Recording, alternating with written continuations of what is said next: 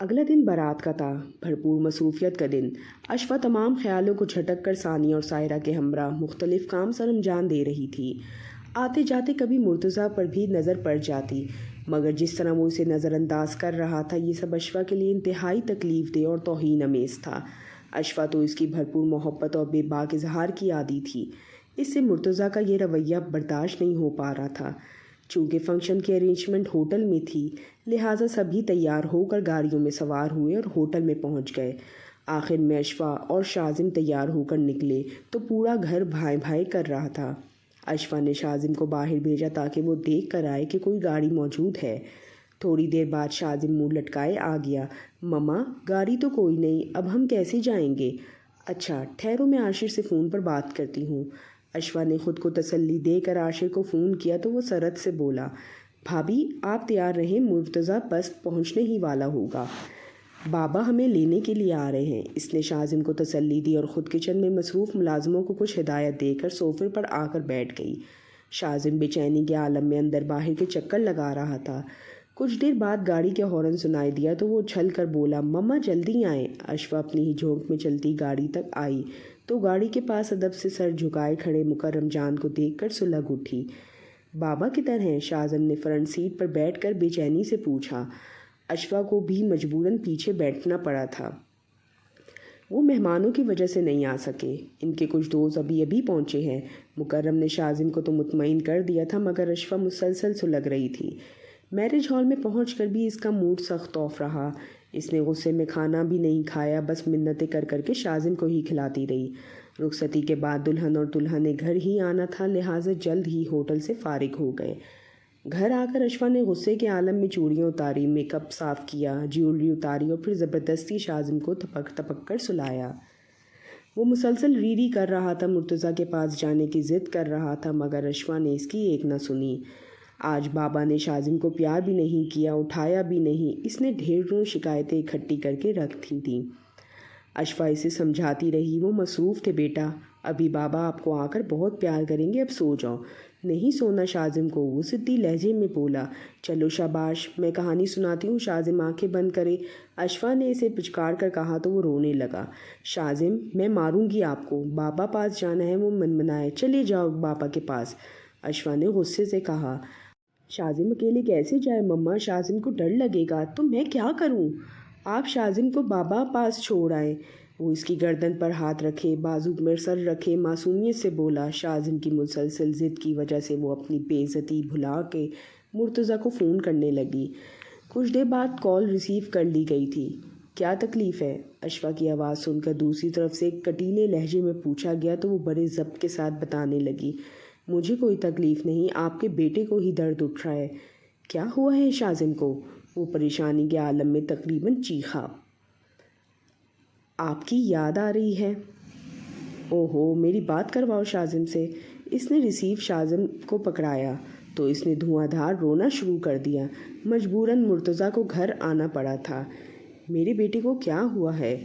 اس نے شاذم کو باہوں میں بھینچ کر چوما تو وہ سسر کرتے ہوئے بولا، مما نے ڈانٹا ہے، غصہ کیا ہے کہ شاذم سو جائے، مگر شاذم نے بابا کے پاس سونا تھا۔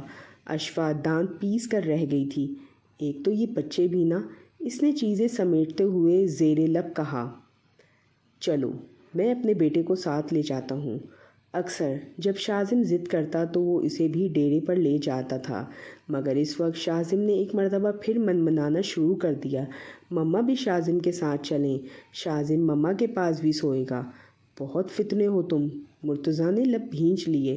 بابا مما سے کہیں نا کہ وہ بھی چلیں، آرام سے سو جاؤ، بہت ضدی ہو رہے ہو۔ مرتضیٰ نے ڈانٹا تو وہ منہ بسوڑنے لگا، مجھے پاپا کے پاس نہیں سونا، مما پاس سونا ہے۔ باپ کی ڈانٹ سن کر وہ اشفا کے ساتھ چپک گیا تھا۔ نہ چاہتے ہوئے بھی اشفا کو ہنسی آ گئی، وہ اسے گود میں اٹھا کر بیڈ پر لے آئی۔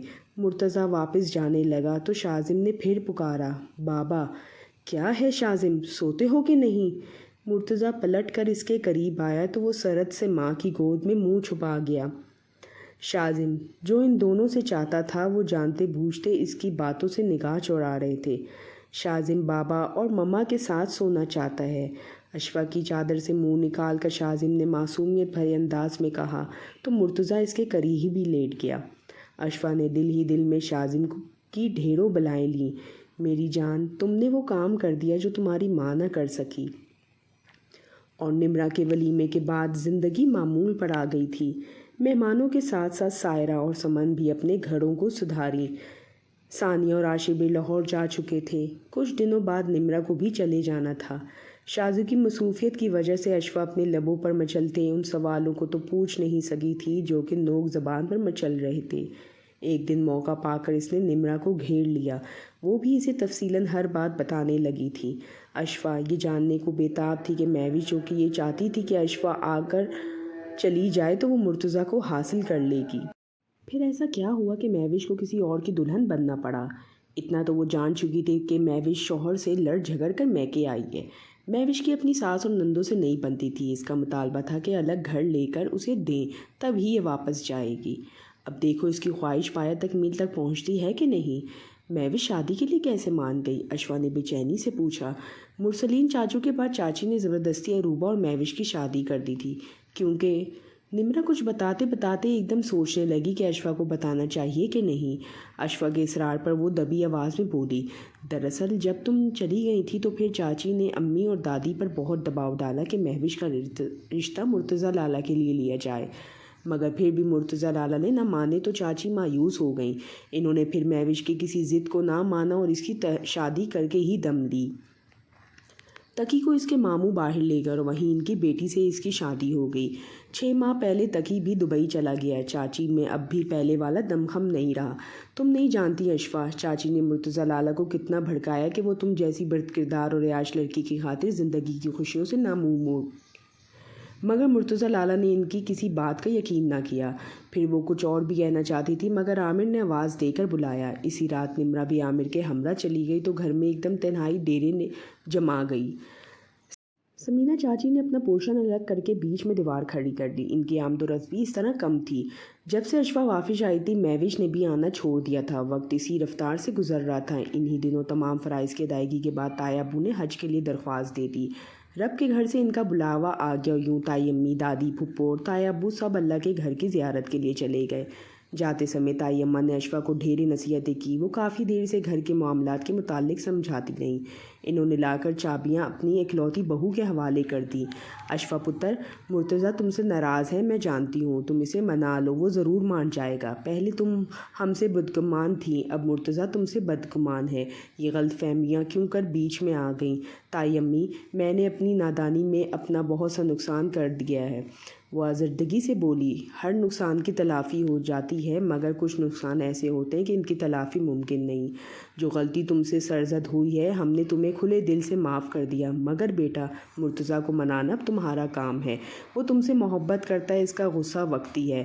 تم پہل کرو گی تو یقیناً اس کا غصہ اتر جائے گا۔ وہ مجھ سے بھلا کہاں محبت کرتے ہیں؟ اس کی رنجیدگی کسی طور کم نہیں ہو رہی تھی۔ جھلی دہی عورت تو مرد کی ایک نگاہ سے پہچان لیتی ہے۔ آپ کچھ نہیں جانتی تائی اماں، اس نے آزردگی سے کہا۔ دادی اور پھپھو نے اسے ڈھیروں دعائیں دیں۔ تایا ابا بھی بہت دیر تک اسے سمجھاتے رہے۔ رات 1 بجے کی ان کی فلائٹ تھی۔ جانے سے پہلے انہوں نے پھر اسے نصیحتیں کی تو وہ دل ہی دل میں بولی، تائی اماں کچھ نصیحتیں بیٹے کو بھی کر دیں، اتنی خونخوار نظروں سے گھورتا ہے۔ ان کے جانے کے بعد وہ اور شاذم بالکل تنہا رہ گئے۔ اشفا نے شاذم کو زبردستی کھانا کھلا کر سلایا اور خود برآمدے میں آ کر بیٹھ گئی۔ یہ وہی گھر تھا جہاں اسے ہر وقت گھٹن کا احساس ہوتا تھا۔ مرتضیٰ کے التفات، اس کی توجہ کے باوجود وہ ایک لمحہ بھی یہاں نہیں رکنا چاہتی تھی، اور اب وہ کس قدر بدل گئی تھی۔ اس کی سوچوں کا محور اب مرتضیٰ کی ذات تھی۔ یہ گھر تھا، اسے ہر وقت مرتضیٰ کی یہاں موجودگی کا احساس ہوتا۔ وہ انہی سوچوں میں گم تھی جب مہوش چلی آئی۔ تم؟ اشفا کوئی سخت لفظ بولنے سے پہلے لب بھینچ کر خاموش ہو گئی۔ اشفا، تم مجھ سے ناراض ہو؟ میں تم سے ناراض نہیں، بس شاک کی کیفیت میں ہوں۔ میں سوچ بھی نہیں سکتی کہ تم میرے ساتھ ایسا سلوک کرو گی۔ اشفا نے اسے اس کا تحقیر آمیز رویہ یاد دلایا تو وہ سر جھکا کر بولی، میں معذرت کرتی ہوں، مجھے تمہاری معذرت سے کچھ لینا دینا نہیں۔ تم نے وعدہ کیا تھا کہ شاذم کو میرے پاس بھجوا دو گی، مگر تم نے سے تمام رابطے توڑ لیے۔ وہ تنفر سے بولی، تم اپنی تمام تر بے عزتی بھلائے واپس کیسے آ گئی ہو؟ مہوش نے حیرانی سے پوچھا تو وہ پھٹ پڑی، تم تو چاہتی تھی کہ میں کبھی نہ آؤں۔ تمہیں کیا پتہ مہوش کہ ممتا کیا چیز ہے؟ میں نے اپنی انا، خودداری اور عزت نفس کو اپنی تمام ممتا پر قربان کر دی ہے۔ مرتضیٰ تم سے بے حد متفر ہے، تم نے اس کی انا پر بڑی گہری چوٹ لگائی ہے۔ مہوش نے تنزن کہا، تم جو چاہتی تھی وہ تو ہو چکا، بڑی جلدی سمجھ چکی ہو مرتضیٰ تو اب تمہاری طرف کبھی بھی نہیں پلٹے گا۔ ویسے بھی عطیہ چاچی نے جس طرح مرتضیٰ کے پیر پکڑ کر اسے تم سے شادی کے لیے منایا تھا، اسے حقیقت سے تو تم نگاہ نہیں چرا سکتی۔ کتنی تکلیف دہ یہ بات ہے کہ تم انچاہی ہو۔ مہوش نے ہلکا سا کہکا لگایا، بہت گھٹیا سوچ ہے تمہاری۔ کیا ادھر تمہارے کسی عاشق نے تمہیں ٹھکرا دیا ہے جو واپس لوٹ آئی ہو؟ دفع ہو جاؤ تم یہاں سے، اشفا نے چلا کر کہا۔ یہ گھر میرے دادا کا ہے۔ مہوش نے حق جتانے والی مسکراہٹ لبوں پر سجا لی اور بولی، مرتضیٰ کو دوبارہ اپنی طرف راغب کرنے کے لیے تمہیں نئے سرے سے پاپڑ بیلنے پڑیں گے۔ تمہاری اور مرتضیٰ کی وہ محبت کہاں گئی جس کی تم نے مجھے داستان سنائی تھی؟ اشفا نے تلخی سے کہا تو وہ ایک مرتبہ پھر مسکرائی۔ وہ محبت تو آج بھی ہمارے درمیان ہے۔ تم نے تو کہا تھا کہ میں اگر چلی جاؤں تو تم مرتضیٰ کو پالو گی، پھر ایسا کیوں نہ ہوا؟ میں نے خود ہی انکار کر دیا تھا۔ مہوش قدرے گڑبڑائی، اوہ، اس نے تمہیں خود ہی منہ نہیں لگایا۔ اشفا نے تنفر سے سر جھٹکا اور اٹھ کر اندرونی حصے کی طرف بڑھ گئی۔